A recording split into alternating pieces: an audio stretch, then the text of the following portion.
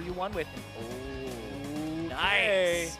Mirror match, mirror match, mirror match, mirror match, mirror match. Do it, Uzi.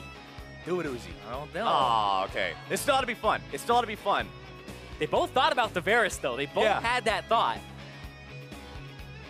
Well, we got the Varus into the Zoe. We saw Bjergsen versus Jisoo. Zoe can be very effective, especially against champions without any mobility. Technically, Varus has even less mobility than Draven because he doesn't have a speed up that he can use on himself. So I want to see if Uzi can manage to outplay this Zoe situation. I feel like the Zoe is so powerful, though. We talk about 1v1s in mid lane. Something that happened during Zoe playtests, just internally, was people would take Unsealed Spellbook, the keystone, the rune that lets you change out your summoner spells, and they started Exhaust Ignite, and they would Exhaust Ignite level 2 or 3 with Spell Thief, and all in the other mid laner, and the mid laner would flash away. They pick up their flash and flash after them, and it almost resulted in first blood every time. It was ridiculous, but then it kind of, people were like, okay, let's make it so it bounces a little bit. You got to go pick it up, but it still was like, okay, there's other things that are really powerful, but he's not running that here. But he is going to be able to pick up things like Exhaust, and there's no flash away that could possibly happen here for Uzi because he has the Exhaust and Barrier. Right. You think about ways that you can deal with a surprise trouble bubble or something like that on Summoner's Rift. Everybody takes flash all the time, always, so you can still try to evade some of those, even if the sleep's about to wear off. You can flash out of the way of the missile, but not here. Flash, not that combat summoner spell that people are favoring. Airy taken on both players yet again. It seems to be the most prevalent keystone so far just because of the extra trading power early on and the guaranteed power of it. You can't dodge away with boots like you can from Comet or something similar. Longsword 3 pots for Uzi. Wants to have that extra regeneration compared to the Doran's Blade with 1 potion start that we saw in the previous 1 versus 1. Same start that Bjergsen took over there for PraY. He's got your Doran's Ring plus 2 potions. All right. It always throws me for a loop a little bit too, looking at the top and seeing the gold 0.5k to 0.5k, considering it's never that low on Summoner's Rift. Yeah, it's very low, but checking out the keystones and the runes right now, both of them have Second Wind, and then Iron Skin and Mirror Shell, of course, PraY's going to have the Iron Skin and Mirror Shell for Uzi, and then it's both of them Scorch, both of them Monoflow Ban, both of them Airy. Only difference is PraY has Celerity and Uzi has Absolute Focus. So when he's above that 70% HP threshold, he'll have a little bit more AD.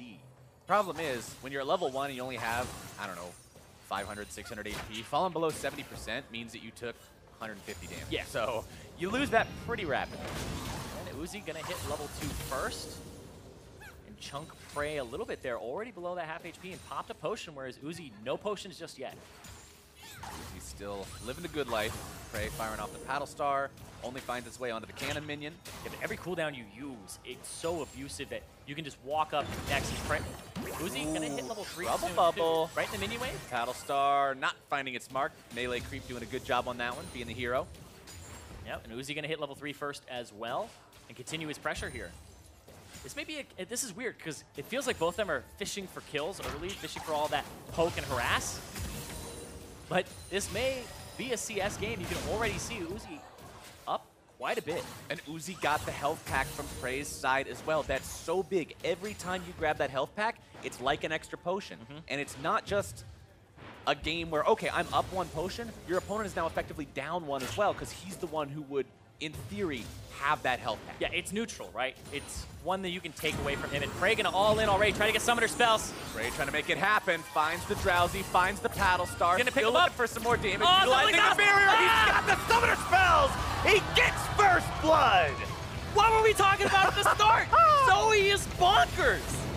Bananas, baby. This champion has the power to all in you so early on because of how effective these summoner spells are. We said it in 1v1 number 1. We're saying it again in 1v1 number 2. When you get chased down and your spells become their spells, look at what happens. He starts with 250 HP against the like 600 plus HP Uzi, and then he just picks up his summoner spells. Like, I'll take that one, I'll take that one. First blood for PraY, who loses about only 100 HP in the all-in with double exhaust, double barrier. Fist pumped up in the air. PraY knows what's going on, and he says you best ban it away in game number 2 because that was exactly what we wanted to see from this. That game, now I mean, granted, we only watched it for a couple of minutes, but that game looked like it was going Uzi's way. I mean, Absolutely. PraY was lower HP. Uzi had the wave shoved up. He was constantly applying poke and pressure. And then PraY just said, okay, we're done playing.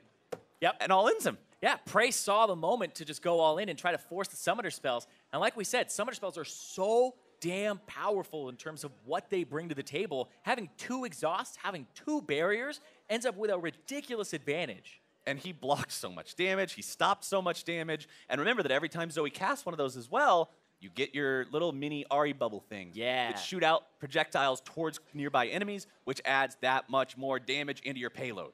Yeah, and then it also, I believe, refreshes your passive, so you can constantly more sparkles, auto-attack them very quickly, and you just chase them down.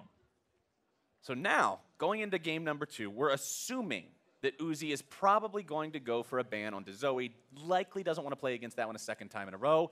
How is he going to adapt to this? Because we talked about how seriously this guy's been taking things and how PraY's had more of like a lighthearted attitude throughout the thing. So for Uzi, you're now on do or die. Yeah, but I feel like PraY, he said he was, taking this, kind of lighthearted with Reckless and stuff, but really, he's been serious here. I mostly expect it's because of what happened in the 5v5s, where it was incredibly close. The Winions came through, took it to a game 3, and now he's just saying, okay, I want a little bit of revenge, and he wants to move forward and represent the LCK. Which is a really cool story in its own right, because that's one thing I was looking forward to about this match. Considering these guys as 5v5 all-star dream teams got to go head-to-head earlier in the day, the result of that I knew would hopefully have some sort of impact on how they decided to play this one.